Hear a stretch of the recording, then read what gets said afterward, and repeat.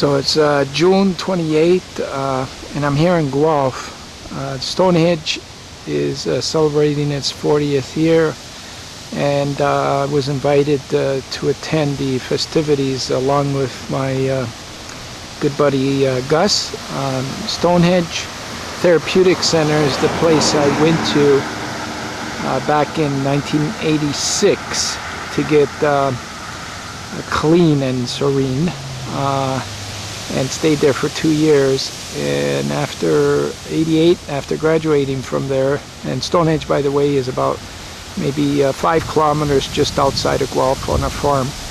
After graduating in 1988, I came to live at this house, this beautiful house here, which became my residence for the next 12 years, and there is literally a ton of memories in this house.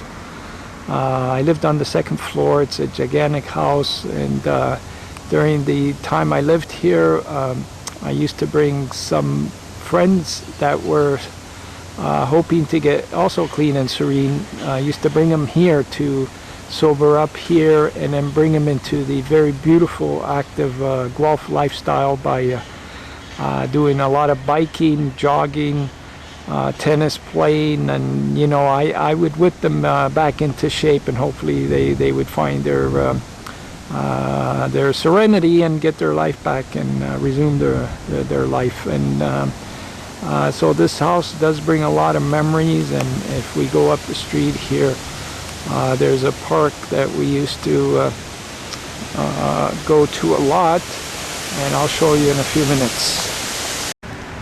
Okay, so back to the park, which is only about a half a block away from my house.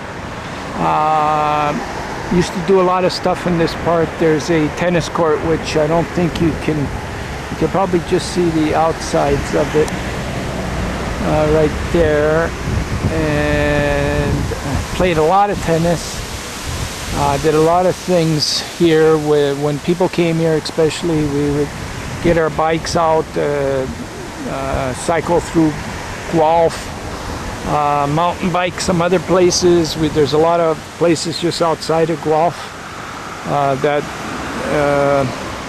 have a lot of wild nature in it, and you know, we did a lot of things during the time I was here. Very active living here. This is a university city, but it's got so much old flavor. It's got that old-fashioned kind of town-like feeling here as well.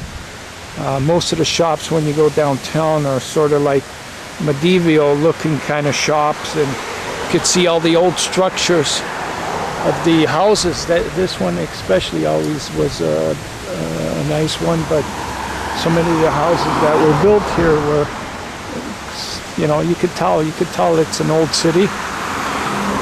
So from 1988, when I started living here, I had a ton of memories,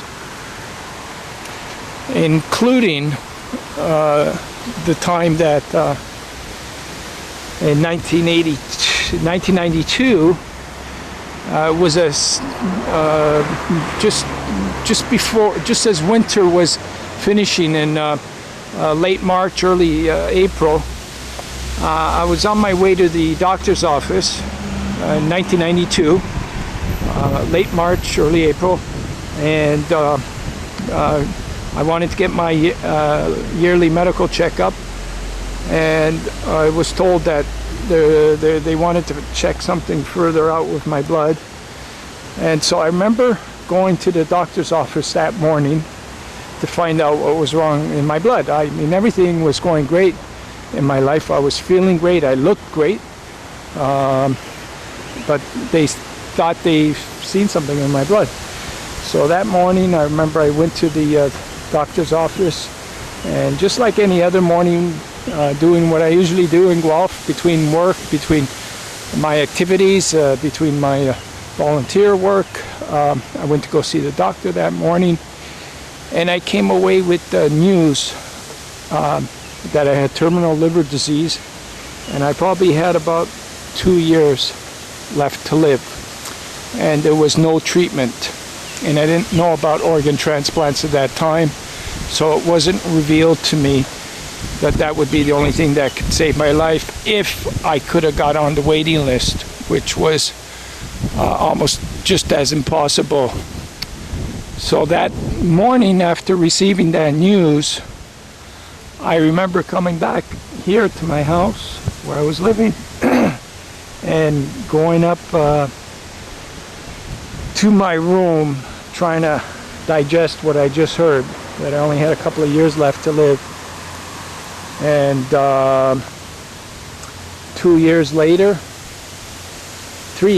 in 1995, I got the call. 3 years later, in 1995, on August the 3rd, it was 2 in the morning, I got the call here that a liver was available and to come to Toronto for the transplant.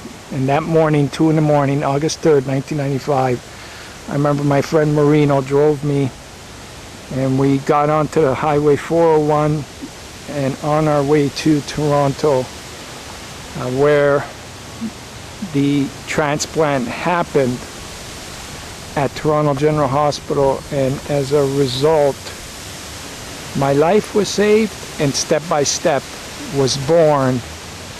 And from 1995 till today, there's been 16 years of journey since I received that life, but it all started here. So I thought I would get some footage here to give you an idea of this marvelous journey that is still ongoing, as you well know, as we're trying to get Ismail here and have his late son Ahmed breathe new life into the torch to keep it going as we go along. So anyways, thought I'd share this with you while I was here in Guelph. One day we'll come back and get more pictures, but over and out.